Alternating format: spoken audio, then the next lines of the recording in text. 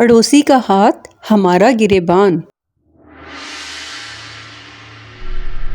رسول اللہ صلی اللہ علیہ وسلم کا فرمان ہے،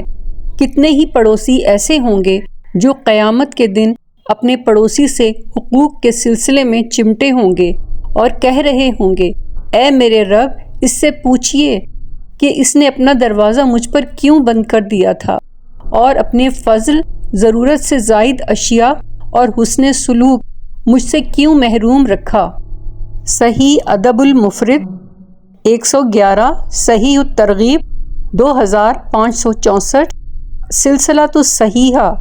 2646۔ حضرت ابو ہریرہ رضی اللہ تعالی عنہ سے روایت ہے کہ رسول اللہ صلی اللہ علیہ وسلم نے فرمایا، کیا تم جانتے ہو کہ مفلس کون ہے؟ صحابہ نے کہا، ہمارے نزدیک مفلس وہ شخص ہے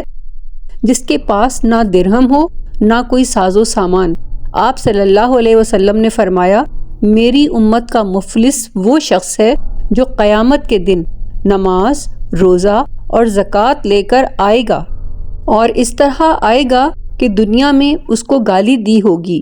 اس پر بہتان لگایا ہوگا، اس کا مال کھایا ہوگا، اس کا خون بہایا ہوگا اور اس کو مارا ہوگا، تو اس کی نیکیوں میں سے اس کو بھی دیا جائے گا اور اس کو بھی دیا جائے گا، اور اگر اس پر جو ذمے ہیں اس کے ادائیگی سے پہلے اس کی ساری نیکیاں ختم ہو جائیں گی تو ان کے گناہوں کو لے کر اس پر ڈالا جائے گا، پھر اس کو جہنم میں پھینک دیا جائے گا۔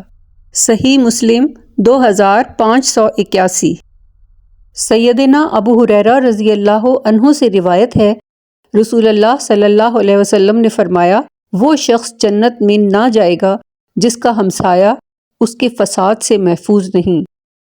صحیح مسلم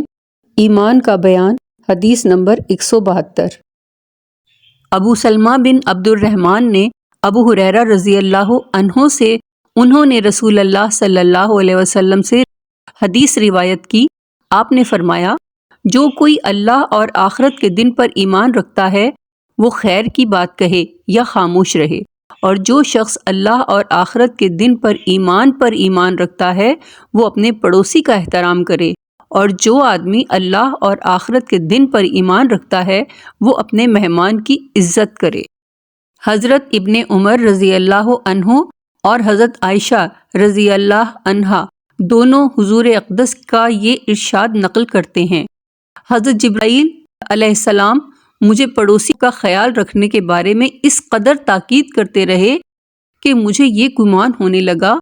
کہ پڑوسی کو وارث بنا کر چھوڑیں گے۔ مشکات۔ اسی طرح قرآن مجید میں اللہ تعالیٰ فرماتے ہیں، ترجمہ، تم اللہ تعالیٰ کی عبادت کرو اور اس کے ساتھ کسی چیز کو شریک مت کرو، اور اپنے والدین اور رشتہ داروں اور یتیموں اور غریبوں اور قریب والے پڑوسی اور دور والے پڑوسی اور اپنے ساتھ اٹھنے بیٹھنے والے ساتھی اور مسافر کے ساتھ حسن سلوک اور اچھا معاملہ کرو۔ سورہ نساء، آیت نمبر 36۔ قائم اسلام کو لائک، شیئر، کمنٹ کیجیے اور سبسکرائب کیجیے۔